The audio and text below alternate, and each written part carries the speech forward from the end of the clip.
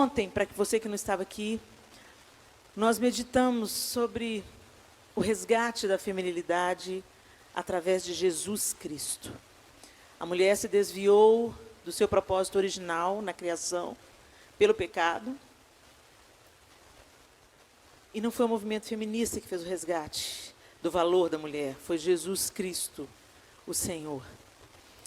E o jeito que Jesus se relacionou com as mulheres nos ensina tanto.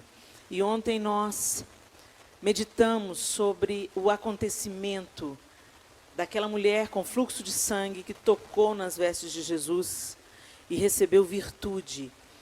E o resumo da noite de ontem foi: ao invés de nós apertarmos Jesus ou esbarrarmos em Jesus, através de uma religião aparente, hipócrita, é tempo de nós tocarmos no Senhor e extrairmos virtude, a vida de Jesus que vem para a nossa vida e nos cura e que inaugura um novo tempo. A mulher do fluxo de sangue, ela foi curada e ela foi descoberta, ela foi revelada, ela foi convocada para testemunhar daquilo que Deus havia feito na vida dela. Então, é isso uma síntese daquilo que a gente viu ontem. Aquela mulher padecia de uma enfermidade que a fazia sangrar. E tantas de nós, mulheres do século XXI, também sangramos. Sangramos por causa do abuso, sangramos por causa da traição, sangramos por causa do abandono, sangramos por causa da rejeição. E o Senhor é o mesmo e tem cura e virtude para injetar na nossa vida, nos trazendo cura, nos fazendo instrumento nas suas mãos para testemunharmos dessa cura e nos tornarmos também uma fonte para saciar a sede de outros. E hoje nós vamos falar sobre outra mulher transformada pelo Mestre. Abra sua Bíblia comigo em João, capítulo 8. A gente podia falar de tantas mulheres, gente. Eu sou apaixonada com a maneira como Jesus se relacionou com as mulheres. Tantas histórias, tantas mulheres. É uma coisa tão interessante que antes, na genealogia do Antigo Testamento, fala só o nome dos homens. Mas quando você vira de Malaquias para Mateus, as mulheres começam a ser inseridas na genealogia. Olha que coisa fantástica. O Evangelho trouxe boas notícias para as mulheres. E elas não permaneceram como um produto de segunda categoria, um ser humano pela metade. Deus, através de Jesus, colocou a mulher novamente na posição que Ele, Deus Pai, construiu para nós mulheres, e Ele quer nos usar nessa posição. Nós fomos enganadas lá no Éden. Por causa desse engano, a mulher, durante séculos, foi maltratada e marginalizada. Quando Jesus veio, Ele resgatou a mulher e restaurou a feminilidade. Só que as pessoas que não encontram-se com Jesus, elas não entendem isso. Elas não entendem que o Senhor tem um papel, um lugar para a mulher. Ele criou a mulher com um propósito maravilhoso. E quando nós não entendemos isso, nós nos tornamos cada vez mais inimigos de Deus. O homem inimigo de Deus. Gente, essa é a palavra. Uma vez a gente estava gravando um DVD do Crianças Diante do Trono, e o diretor que fazia o nosso DVD não cria nas mesmas coisas que a gente crê. Ele era dito cristão, mas ele não tinha uma experiência com Cristo.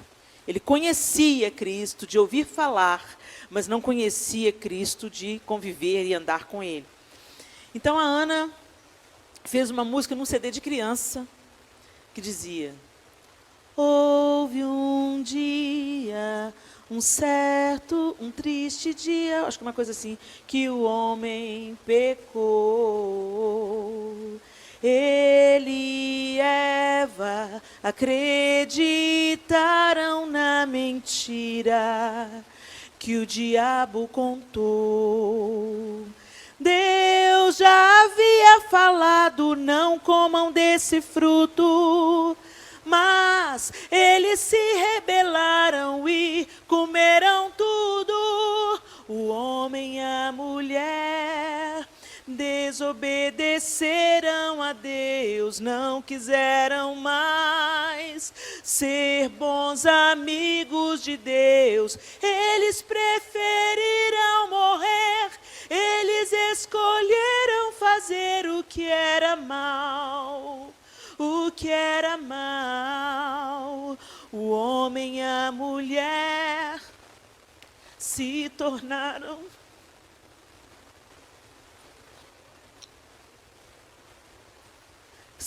inimigos de Deus. Forte para uma criança ouvir? Não. As crianças têm que entender que a desobediência, que não dá para ser uma meia boca o relacionamento com Deus. Ou você é amigo de Deus, ou você se constitui inimigo de Deus. Na nossa era tem muito essa questão da amizade falsa, né? Você ri, bate nas costas, mas você odeia a pessoa.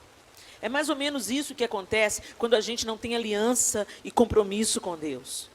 A gente quer as dádivas dele, a gente quer ter um relacionamento utilitarista com Deus, mas, na verdade, nós somos inimigos de Deus. E aquele diretor falou com a Ana, mas não é isso, Ana, é muito forte essa letra. O homem e a mulher se tornaram inimigos de Deus. Ele falou, não é isso, você é isso. É isso, Alfredo, é isso que a Bíblia diz. A Bíblia diz que o homem e a mulher se tornaram inimigos de Deus. Então, Jesus foi enviado para promover reconciliação, mas quando a reconciliação não acontece, o homem não entende o plano de Deus, não vive o plano de Deus, se torna opositor de Deus, inimigo de Deus. E por isso a mulher continuou sendo abusada. Então a mulher se rebelou. Ela se rebelou. E cá entre nós, mais uma vez, nós fomos enganadas. Porque o que parecia liberdade, o que parecia um grito de independência da mulher, virou, na verdade, o seu cativeiro. Hoje nós temos dupla jornada de trabalho, saímos para ter carreira, mas ficamos culpadas, porque deixamos os nossos bebês com a babá, ou no maternal, ou no berçário. Os homens se tornaram figuras apáticas, sem autoridade. Agora, vão casar para quê? Ele tem sexo sem casamento? Para que ele vai querer casar? Para que ele vai querer compromisso? Para que ele vai querer aliança? Se ele pode ter 1, 2, 10. Nós temos mais doenças sexualmente transmissíveis, nós sofremos violência doméstica, o número de estupros e de abuso nas universidades cresceu assustadoramente.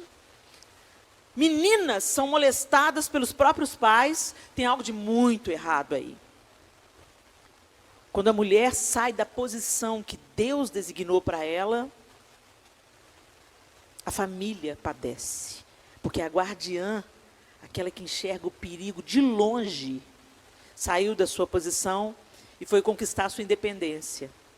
O homem, que era auxiliado pela mulher e alertado do que estava dando errado, continua apático, alienado, fraco.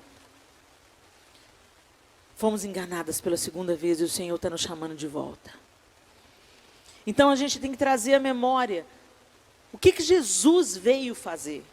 Gente, o que Jesus veio fazer, a gente pensa, né? Não, Helena, ele veio nos reconciliar. Ontem eu estava conversando com o João, e a gente trocando uma ideia, e eu falei com ele, meu bem, sabe o que eu acho? Que a gente não tem a menor ideia da totalidade do que Jesus fez. A gente não tem a menor ideia. É muito maior o que ele fez do que está descrito aqui. É muito mais amplo, atinge muito mais coisas. E a gente não enxerga isso porque nós estamos vivendo distraídos com as mentiras bem contadas por este século. Todo o tempo temos que ser lembradas de quem o Senhor é, do poder que Ele tem. E não usufruímos do relacionamento com Deus. Vivíamos só na superficialidade da religião. E nesse capítulo de João, tem um encontro maravilhoso. Eu podia falar de Marta e Maria, que são duas irmãs impressionantes. Eu podia falar da mulher samaritana à beira do poço. Que encontro extraordinário. Naquele capítulo 4 de João, gente, tem muita pregação num capítulo só. Meu Deus, quantas coisas a gente aprende ali. É fantástico. Eu sou apaixonada com João 4 e aquele encontro com a mulher em Samaria. O jeito que Jesus chamou as mulheres como discípulas mesmo. As mulheres seguiam Jesus, as mulheres serviam a Jesus no seu ministério, a ele e aos discípulos. Elas andavam com ele. Maria Madalena chamava Jesus de mestre, ou seja, ela também era ensinada por ele. Por que isso não está registrado nos detalhes? Bom, a Bíblia é bem prática, né? Ela não entra nos detalhes, nos pormenores. E ela foi escrita num período que mulher não era nem citada, gente. Mulher não... E ela foi escrita pelos discípulos homens. Então eu fico imaginando, era o contexto cultural deles. Não era o costume da época falar sobre as mulheres. Mas elas estão aqui. E Jesus jogou tanto holofote em cima de mulher, que ele se apresentou para uma ressurreto. Ele mostrou para uma mulher a vitória e falou, agora anuncia. Então é lindo o que Jesus fez, e essa história fala de uma delas. João, capítulo 8, a partir do verso 1. Jesus, porém, foi para o Monte das Oliveiras, e pela manhã cedo, tornou para o templo, e todo o povo vinha ter com ele, e assentando-se, os ensinava. E os escribas e fariseus trouxeram-lhe uma mulher apanhada em adultério. E pondo-a no meio, disseram-lhe, mestre, essa mulher foi apanhada no próprio ato, adulterando. E na lei nos mandou Moisés que as tais sejam apedrejadas. Tu, pois, que dizes? Isto, diziam eles, tentando-o, para que tivessem de que o acusar. Mas Jesus, inclinando-se, escrevia com o dedo na terra. E como insistissem, perguntando-lhe, endireitou-se e disse-lhes, aquele que de entre vós está sem pecado, seja o primeiro que atire pedra contra ela. E tornando a inclinar-se, escrevia na terra. Quando ouviram isso, redarguidos da consciência, saíram um, a começar pelos mais velhos até aos últimos. Ficou só Jesus e a mulher que estava no meio. E endireitando-se Jesus, e não vendo ninguém mais do que a mulher, disse-lhe, mulher, onde estão aqueles teus acusadores? Ninguém te condenou? E ela disse, ninguém, Senhor. E disse-lhe Jesus, nem eu também te condeno. Vai-te e não peques mais. Algumas pessoas erroneamente acreditam que essa mulher era Maria Madalena. Não era. Maria Madalena foi liberta de 7 demônios, eu acho que era isso. Maria Madalena era endemoniada e Jesus a libertou dos demônios e ela desde então passou a seguir Jesus e os seus discípulos e servir a Jesus. Também foi aquela que a ela foi mostrado o Cristo ressurreto em primeira mão. Muito bem. Essa mulher, não se fala o nome dela. A mulher adúltera. A mulher pega em flagrante adultério. Eu fico pensando como é que se deu esse quadro. Como é que aquela mulher estava vestida quando ela foi trazida diante de Jesus? Vocês acham que ela estava com um véuzinho na cabeça, como mandava o figurino? Toda vestidinha, bonitinha, decente? O que vocês acham? Ela foi pega com a boca na botija, na cama. Porque é o que está falando, ela foi pega em flagrante. Vocês acham que com a ira que esses caras estavam, com a pressa que eles estavam de pegar Jesus, fazer uma pegadinha com Jesus, vocês acham que eles iam falar para ela, se vista? Eles queriam mais é provocar um escândalo. Eles queriam mais é expor a figura daquela mulher. Principalmente que, como a gente disse ontem, naquele contexto, a mulher séria, honesta, não tinha muito valor. Imagina uma que era pega pecando. E pelos fariseus. Os fariseus eram os guardiões da moral e dos bons costumes.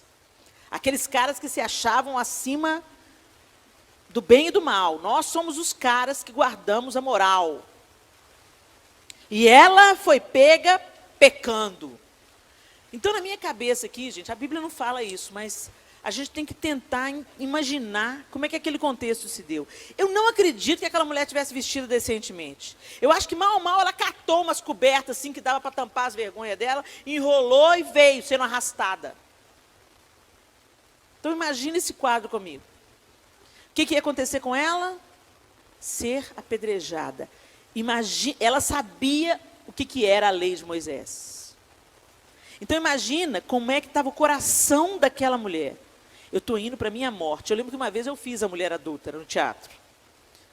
Aí, dois soldados, 2 fariseus, tinham que me carregar para perto de Jesus. Os 2 fariseus, gente, me carregando assim, como se fosse a Polícia Federal levando o Lulão para poder pôr. Aquela gentileza, assim, vamos. Um de um lado, um de outro. Não! Eu falei assim, me segura porque eu estou desesperada, eu vou morrer. Eu vou morrer apedrejada. Eu estou com medo da vergonha, eu estou com medo da humilhação, eu estou com medo da morte. E eu, não! Eu puxava os 2 homens para trás. Vocês são mole, me segura. Me arrasta, me leva à força. Essa cena tem que ser convincente, né? Então, ela estava resistindo, ela estava morrendo de medo, ela estava desesperada, ela estava indo para a morte. Porque aqueles homens estavam furiosos com ela. E eles ainda estavam armando uma armadilha para Jesus. E aí eles chegam com essa mulher. Então, está aí na sua mente? Ela estava com medo, com vergonha, totalmente exposta, com certeza com os cabelos desgrenhados, os cabelos soltos, não era permitido para mulher. Cabelo esvoaçando de mulher, era a mesma coisa dela estar com os peitos de fora, gente. Era mais ou menos isso naquela cultura. Cabelo da mulher ser visto, ainda mais voando, sedução, figura do capeta. Então imagina essa mulher, imaginou? Aí eles entram com ela no templo. E Jesus está lá ensinando. Jesus está lá ensinando.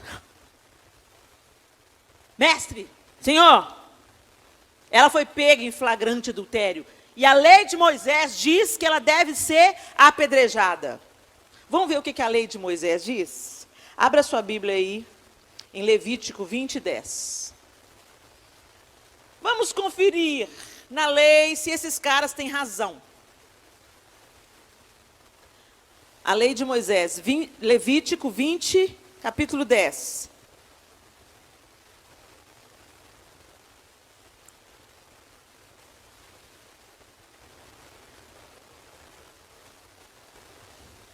A Bíblia diz assim: também o homem que adulterar com a mulher de outro, havendo adulterado com a mulher do seu próximo, certamente morrerá, o adúltero e a adúltera. Você não precisa de abrir, mas em Deuteronômio 22, fala assim: quando um homem for achado deitado com mulher que tenha marido, então ambos morrerão, o homem que se deitou com a mulher e a mulher. Assim tirarás o mal de Israel. Tinha um homem com ela? Ela foi trazida sozinha, embora tenha sido pega em flagrante. Como que ela foi pega em flagrante sozinha?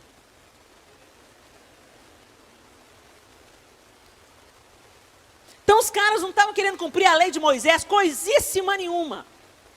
Eles estavam com ódio daquela mulher, porque mulher já era figura alvo de ódio mesmo, e queriam aproveitar aquela história, sabe-se lá se essa história foi até armada, com um amigo parceiro deles, você deita com ela, que aquela ali é facinho, carente, pega ela, e a gente vai ter uma situação para enquadrar Jesus. Sei lá, pode ter acontecido, a Bíblia não fala sobre isso, mas quem sabe. Só sei que o homem foi deixado para trás. E a mulher foi levada sozinha para assumir a culpa. Aí eu fico pensando, por que Jesus abaixou para escrever no chão? Que coisa mais sem nexo, né, gente? Se a gente pensar, o cara chega, ele olha, Pode ser, eu imaginei várias coisas. Eu pensei assim, Senhor, sabe aquela coisa assim, você finge demência por uns momentos para não ir com toda a sua ira, sabe como? Você abstrai, finge demência, respira fundo e volta para a realidade. Pode ter sido isso, Jesus. Deixa eu escrever aqui. Ô Pai, o que eu faço com esses caras? Senhor, Pai, que vontade de fulminar todo mundo.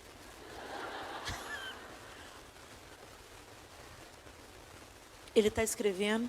Outra possibilidade que tem dele estar escrevendo: tirar a atenção dos olhos sobre a mulher. Imagina, todo mundo. Imagina, ele estava ensinando, então tinha gente ao redor dele. Imagina, as que estavam de véu, todas certinhas, bonitinhas. As crianças, os curiosos, que vieram no cortejo atrás da mulher, sendo arrastada cidade afora. O que está rolando? O que está rolando? Qual que é o barraco? Jesus talvez estivesse escrevendo no chão para trazer os olhos para ele e dar tempo dela se recompor. Não sei. Do jeito que ele é amoroso, isso é a cara dele. Isso é a cara de Jesus. Pôr o holofote nele, a atenção nele, a curiosidade nele. O que ele está escrevendo? O que ele está escrevendo? Alguém consegue ler? O que ele está escrevendo? Enquanto isso, ela se consertava, joga um pano aqui, prende um pouco o cabelo aqui, deixa eu me melhorar. Pode ter sido. Mas eles estavam ali experimentando Jesus. E Jesus levanta e joga essa bomba. Como é que o Senhor faz isso, né? Ok. Aquele que tiver sem pecado, pode começar.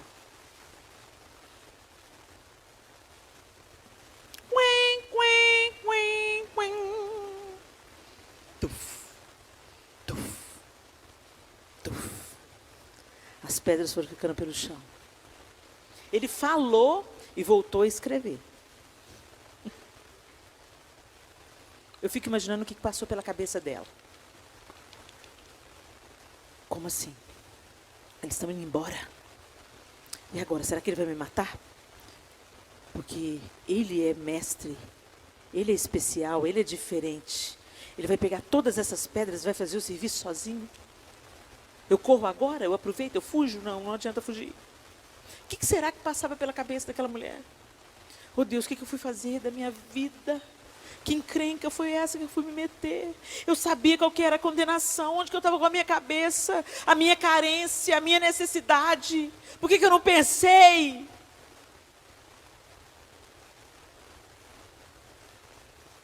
E ele se levanta de novo. Olha para ela. Eu fico imaginando os olhos dele, gente.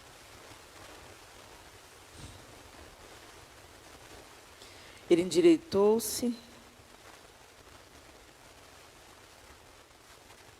E não vendo ninguém mais do que a mulher. Eu fico pensando nessa fase. E não vendo ninguém mais do que a mulher. Não significa que eles estivessem sozinhos. Porque alguém registrou isso. No caso aqui, João. Então ele era testemunha. Ele estava ali assistindo a cena. Porque ele narrou a cena e ele escreveu a cena.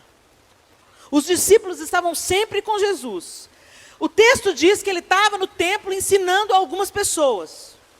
E se eu estivesse lá no meio das pessoas, eu não ia sair. Eu ia fincar meu pé, saber como é que vai acabar isso.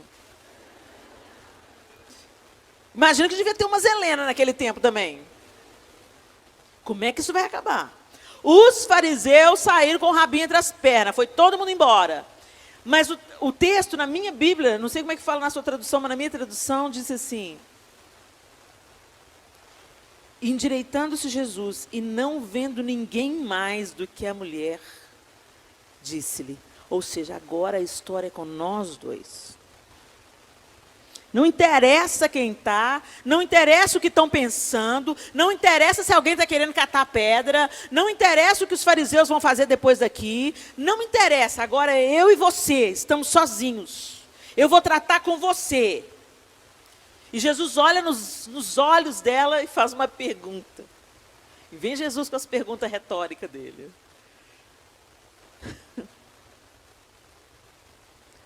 Mulher. Eu estava vendo esses dias, gente, que essa palavra mulher, às vezes é vista para a gente como uma coisa desonrosa, forte, irritada, né? Por exemplo, quando ele se refere a Maria, ele fala, que tenho eu contigo, mulher? Ainda não é chegada a minha hora. Mas eu estava lendo alguns estudiosos falando que esse mulher ele não tem um contexto que ele tem hoje no nosso tempo. Ele não é alguma coisa fria, alguma coisa distanciando. Nesse caso, mulher era quase querida, irmã. Era uma coisa nobre, era uma coisa gentil. Ele chamava uma pessoa de mulher. Não era uma coisa... Aí eu fico imaginando uma mulher nordestina, né? Ei, mulher! Toda vez que uma nordestina te chama de mulher, ela chama assim, te joga para cima. Como é que você tá, mulher? Tá bonita, mulher? Então eu fico imaginando que deve ser uma coisa meio nordestina esse mulher aqui. E Jesus vira para ela e fala, mulher, onde estão aqueles teus acusadores? Ninguém te condenou? Ele sabia. Ele estava fazendo aquela pergunta que provoca reflexão. Eu era digna de condenação. Eu fui pega em flagrante adultério. Mas eles se foram. Porque o Senhor falou que se eles não tivessem pecado, que eles podiam me apedrejar e as pedras estão todas aqui. Eles não te condenaram? Não, Senhor. Ninguém, Senhor. E disse-lhe Jesus, nem eu também te condeno.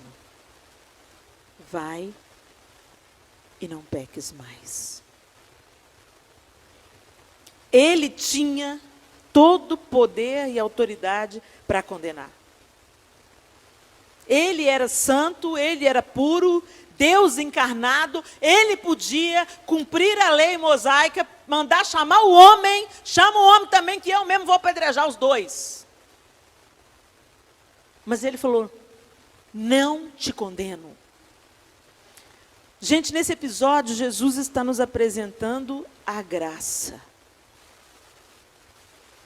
A graça que supera a lei. Ok, Moisés estava certo. Era lei. Era para frear o pecado. Era para puxar a rédea do pecado. Porque se cada um naquele arraial começasse a fazer isso, ia virar uma bagunça. A contaminação ia se proliferar. Então Deus deu uma ordem. Se um deitar com o outro, vai morrer. Então o pessoal não se arriscava, né? Deixa eu ficar feliz aqui com a minha mulher mesmo, senão eu vou morrer. Imagina se na nossa sociedade acontecesse isso hoje. 1/3 de extermínio da raça humana na Terra. Mas o que me deixa encantada nesse capítulo, extasiada com o Senhor, é que primeiro, ela foi liberta da condenação. O que ela fez foi mal. Jesus estava dizendo, vai, não peques mais. Ele estava dizendo, você errou, você pecou. O que você fez foi abominável aos meus olhos. Mas você não é isso. Você não é o que você fez. Você pode começar uma vida nova. Você pode escolher viver de um jeito diferente. Então vá, eu te libero, eu não te condeno, eu não te apedrejo. Vá e muda o seu estilo de vida, muda a sua mentalidade, muda a sua maneira de agir. Começa do zero, começa de novo e vive uma vida digna. E é isso que o Senhor continua fazendo conosco. A gente tem tantos problemas. Às vezes a gente fala assim, mas graças a Deus, adultério não é o meu. Às vezes você não vai para a cama com ninguém, mas deseja alguém no seu coração. Se arruma para um outro homem que não é o seu marido. Existe isso muito, sabia? Nas igrejas evangélicas. Às vezes a mulher está vivendo um momento difícil no casamento, de vulnerabilidade, o marido às vezes é um grosseirão, está cheio de impaciência, chega aquele momento de desgaste no casamento, os dois começam a interagir um com o outro pelos papéis que cada um desempenha, e não mais pelo amor, pela amizade, a intimidade emocional não é cultivada, fica dois estranhos dentro de casa. Ela vai cortar o cabelo, corta um palmo do cabelo, ele nem se toca. Aí um dia chega na igreja, e o diácono gentil fala assim, puxa, irmã, cortou o cabelo, emagreceu, tá linda. Diácono infeliz. Por isso que eu quero falar para os homens, pastora. Porque se ensina muito para as meninas, para as mulheres, cuidado com a roupa. E tem que ensinar mesmo. Você não vai sensualizar, você não vai tentar o homem. Ser sensual significa pronta e desejável para o sexo. Você é isso para o seu marido. Você não é isso para os homens do planeta. Mas, infelizmente, a gente de vez em quando tem que ficar lembrando isso para as mulheres. Agora, ninguém ensina para os homens que o homem, todo mundo sabe que o homem é visual. Mas ninguém ensina para os homens que as mulheres são auditivas. Aí chega o galalau e fala, tá linda. Aí ela fica, obrigada. Aí vai com aquilo para casa na cabeça, olha, sou linda. Aí o marido, entra aí, pensa, lá, o outro. Fulano, diácono, me disse que eu sou linda. E eu estou aqui casado com essa porta. Não me valoriza. Aí no domingo que vem, ela se faz mais bonita ainda. E passa no diácono. A paz do Senhor. Tudo bem? Aí o diácono abençoado fala assim, tudo bem, esse vestido é novo? Daí a pouco os dois engancham um papo, uma conversa leva a outra, aí ela começa a desabafar para ele, como é que o marido dela é difícil, como é que o marido dela não... Você percebeu quanto meu marido... Meu marido, infelizmente, irmão, meu marido nem nota que eu corto o cabelo. Eu tiro a sobrancelha, ele nem percebe. E aí o galalau fala, como que não percebe? Você é tão linda. Vamos almoçar junto? Eu estou inventando, pastor Eliette. Gente, isso acontece 1, 2, 10 vezes. Meninas recém-casadas. Aí vê as meninas virem para o gabinete. Ai, casei errado. Casei errado. Mas peraí, fulano, você casou tem 7 meses, ainda está apertando parafuso? Não, não é ele. É o guitarrista novo que chegou na igreja. Deus me falou.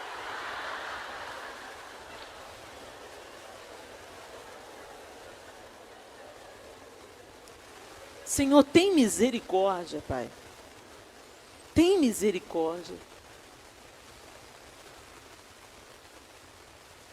A gente não vai para a cama de um dia para o outro, não. A gente vai se envolvendo emocionalmente. Talvez você está aqui hoje, Deus te trouxe aqui hoje para te falar. Você está no meio do processo, né? Interrompa esse processo em nome de Jesus. Volte os seus olhos para o seu marido. Ele pode ser uma bisca, mas deve ter alguma coisa de boa, porque você casou com ele.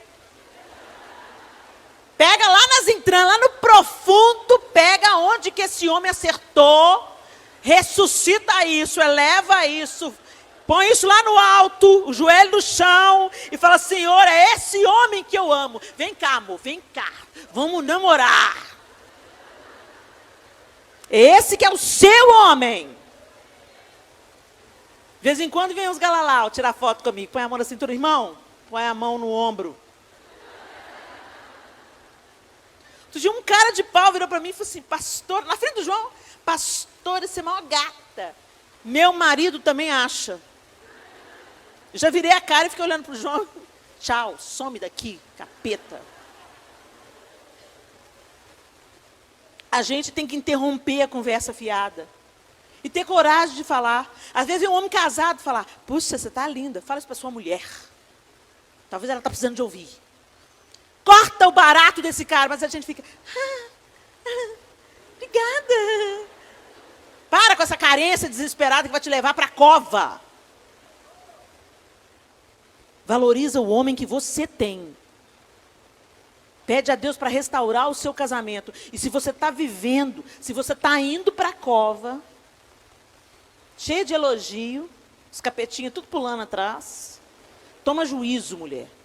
Toma tenência, toma posição de mulher de Deus. E faz, não vou almoçar com você coisa nenhuma, meu irmão.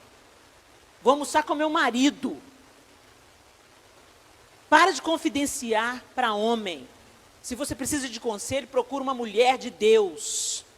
Mais velha de preferência. E que saiba dizer a verdade na lata. Porque às vezes a gente... Sabe aquela amiga que adora o crime junto com você? Aí é ela que você vai buscar conselho. Aí, amiga, o que você acha? Fulana está fazendo assim, assim, assim. Aí a amiga do cão fala assim, minha filha, a fila anda. Parte para outra, esse cara não te valoriza. Foge dessa amiga. Gente, eu conheço história de mulher que aconselhou a amiga, ela lascou fora, chutou o marido, aí ela entrou em cena e pegou o marido da outra. Fica esperta. Acorda para a vida. Deus sabe por que eu estou falando isso, não estava no roteiro, não. Interrompa esse processo. Então, às vezes, a gente se acha muito santa, porque a gente não foi para a cama com alguém, mas o pecado jaz à porta do nosso coração. Temos pensamentos impuros. Quantas mulheres estão envolvidas com pornografia? Querem se estimular e vai correndo atrás da pornografia. Isso é um laço do inferno que traz consequências para a nossa cama. Quantas mulheres com desejos homossexuais? É tempo de nós entendermos que nós precisamos de Deus. Nós não somos as feras. É muito fácil a gente enxergar o pecado do outro e não enxergar o nosso próprio pecado. Mas essa mulher não tinha como se esquivar. Ela foi pega em flagrante adultério. Ela era culpada. E Jesus disse para ela, você é culpada, mas eu não te condeno. Eu estou te dando uma outra chance de não se tornar isso que você está fazendo. E de começar de novo. E o Senhor está falando a mesma coisa para você hoje. Eu não sei que vida que você está levando. Talvez, minha querida, você já tenha concebido o pecado. O adultério já aconteceu. Você está tendo um relacionamento extraconjugal. Eu quero te dizer para você, você não é isso. Você não é isso que você está fazendo. Interrompa isso. E vem para a vida. Deixa Deus te restaurar. Deixa os olhos de Jesus encontrarem com seus olhos e dizer, tampouco eu te condeno. Contudo, vai e começa de novo. Vai, não peca novamente.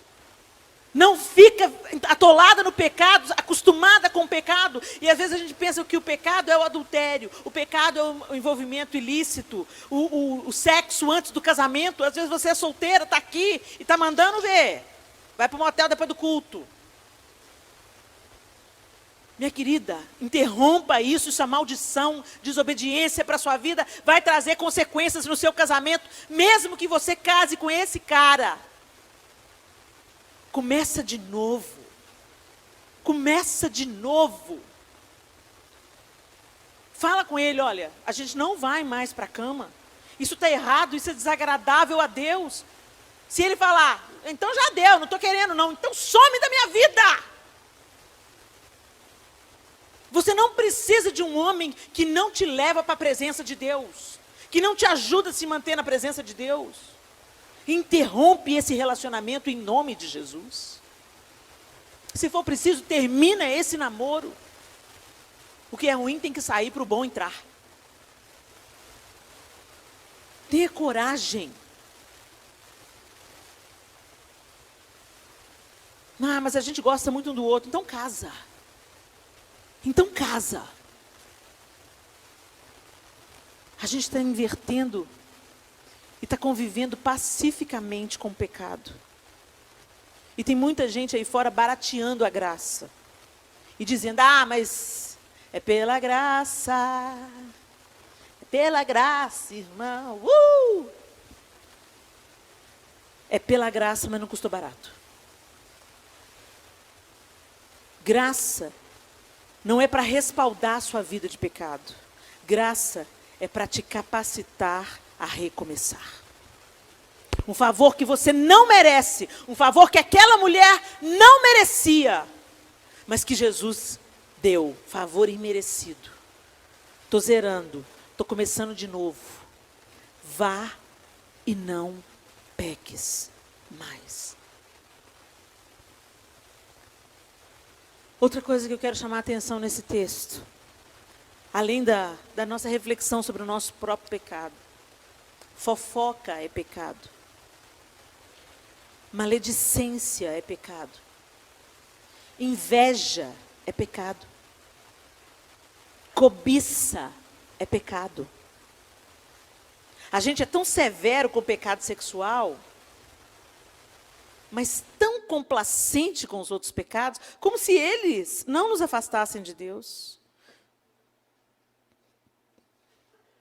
Idolatria é pecado.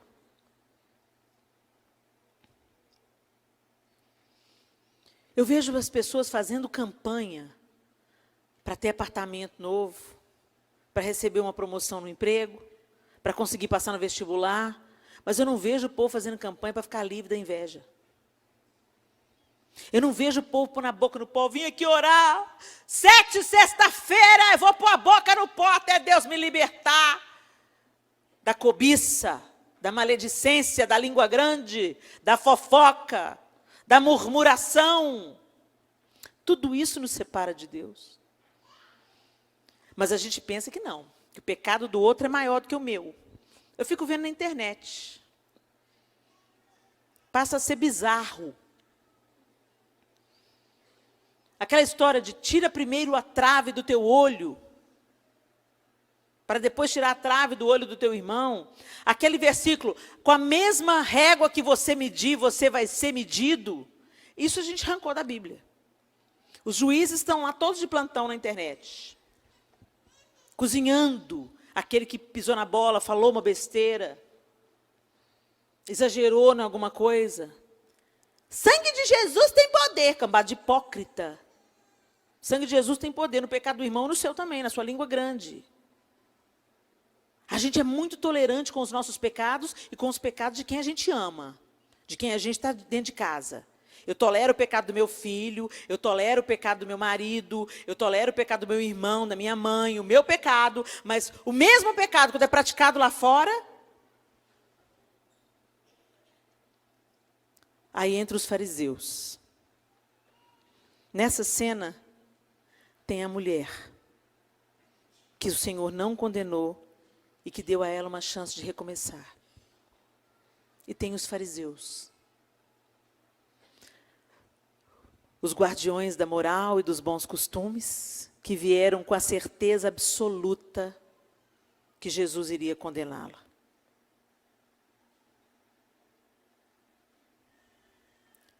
Sabe aquela pessoa que você conhece, que você tem certeza que Jesus vai condená-la?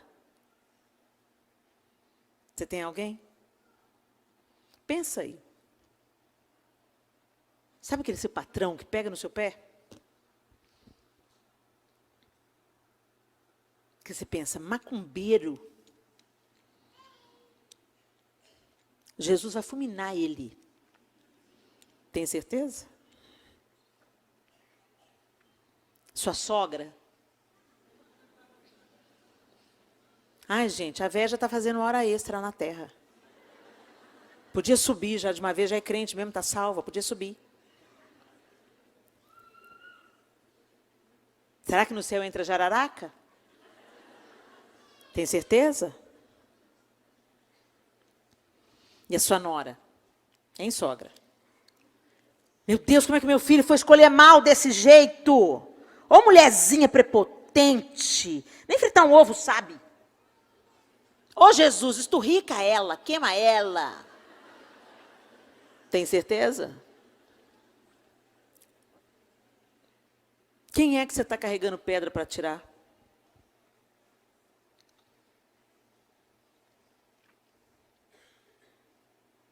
A gente anda bem armado. Eu nunca vi uma igreja com tantas pedras nas mãos como a nossa igreja contemporânea. O que te faz pensar que você é melhor do que alguém? A gente põe uma Bíblia desse tamanho debaixo do braço e pensa que é melhor. Ai, eu amo tanto fulana, mas ela é católica. Jesus tem que salvar. E quem te diz que só evangélico vai ser salvo? E quem te disse que Jesus veio fundar a religião evangélica?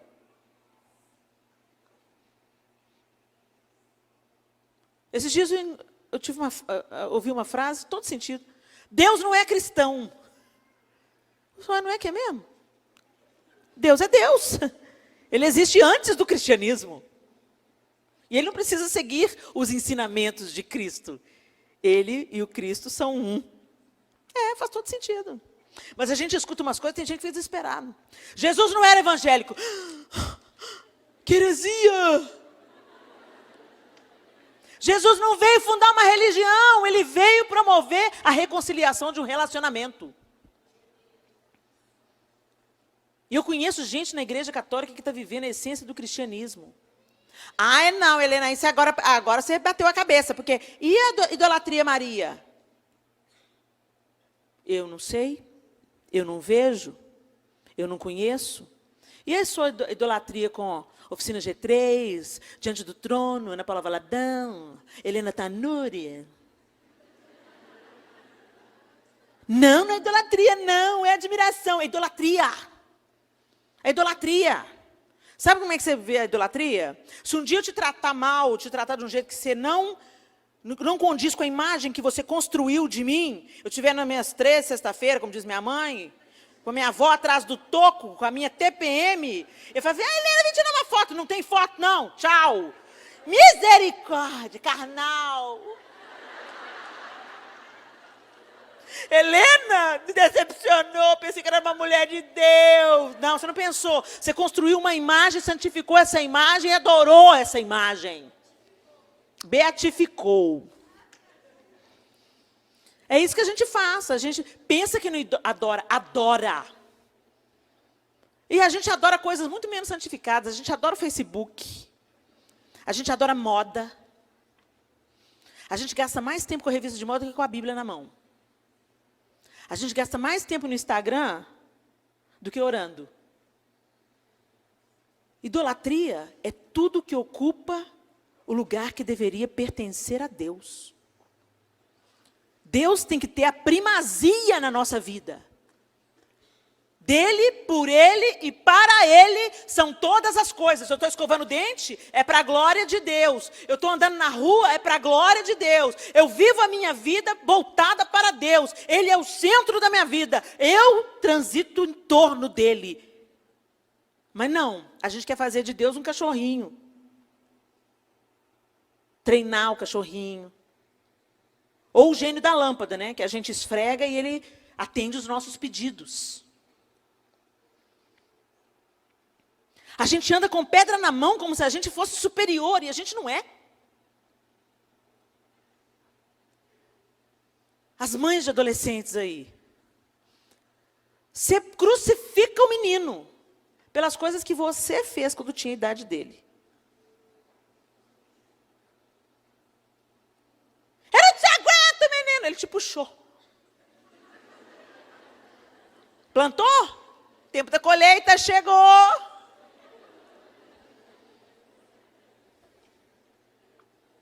O que você está plantando, mulher? Por que você está condenando as pessoas, sendo que você precisa ser perdoada? Você precisa ser melhorada. Você precisa receber outra chance de recomeçar. Ô Senhor, eu quero ser menos irada. Eu quero ser mais mansa, Senhor. Me perdoa, eu preciso recomeçar. Sara-me, Senhor. Sara o meu coração invejoso, Senhor. Eu não consigo me alegrar com a vitória da minha irmã. Me sara, Senhor, eu não quero ser invejosa. Me libera para recomeçar. Me sara, Senhor, da minha maledicência. Como eu sempre tenho o dedo em riste para alguém, sempre falando mal de alguém, sempre expondo a nudez de alguém. Eu tenho uma necessidade doentia de expor a nudez do outro, o pecado do outro. Isso me faz me sentir melhor. Minha querida, o Senhor tem plano de vida para você. Ele não quer te condenar, mas Ele impõe uma condição. Vai e vive uma vida diferente. Vai e começa de novo. Vai e toma posse do seu perdão, não desperdiça. A gente até se esqueceu como é que é se arrepender de pecado, gente. A gente pede muito avivamento, né? Ah, Deus, manda avivamento, manda avivamento. Não existe avivamento que não seja precedido de arrependimento de pecados. Então nós precisamos de orar da seguinte forma: Senhor, me convence dos meus pecados. Eu preciso ser convencida dos meus pecados. Acende a luz no quarto escuro do meu coração e me mostra qual é a mazela, qual é a lepra que está me fazendo ser prepotente, orgulhosa e pensar que eu sou melhor do que o outro. Gente, nós não somos melhores do que ninguém. Não somos melhores do que ninguém. Feche os seus olhos.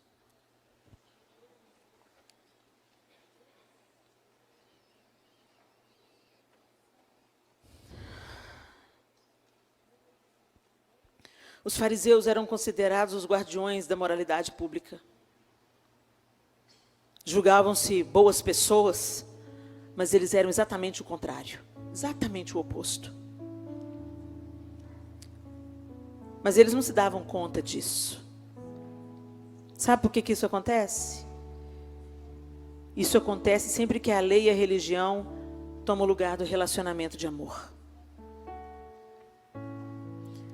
Sempre que a lei e a religião forem uma primazia no nosso coração, a gente se julga superior aos outros. Mas quando a gente se depara com o nosso próprio deslize, o nosso próprio desvio de caráter, o nosso próprio pecado reincidente, aquele que está sempre batendo na nossa porta, e a gente se achega a Jesus e Ele diz: eu não te condeno, mas você precisa mudar. Eu condeno o seu pecado. Por isso você precisa de mudar de estilo de vida, senão você não tem parte comigo. Vai, não peques mais. Naquele dia Ele a liberou. Libertou da condenação e libertou para começar de novo. E o Senhor quer te libertar para começar de novo.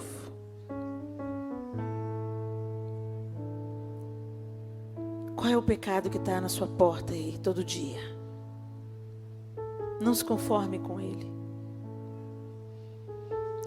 Não faz uma maquiagem no pecado para ele parecer mais bonitinho ou menos nocivo. Glutonaria, bebedices, invejas, porfias, maledicências.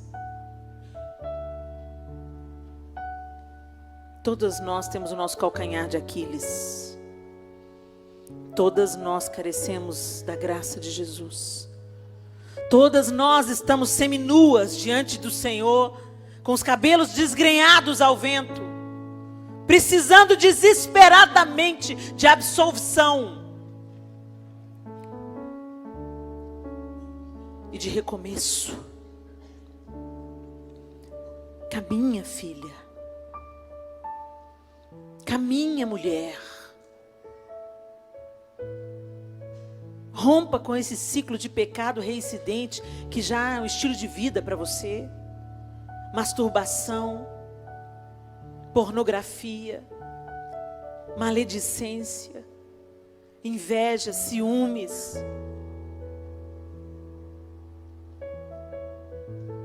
Vingança. Sara.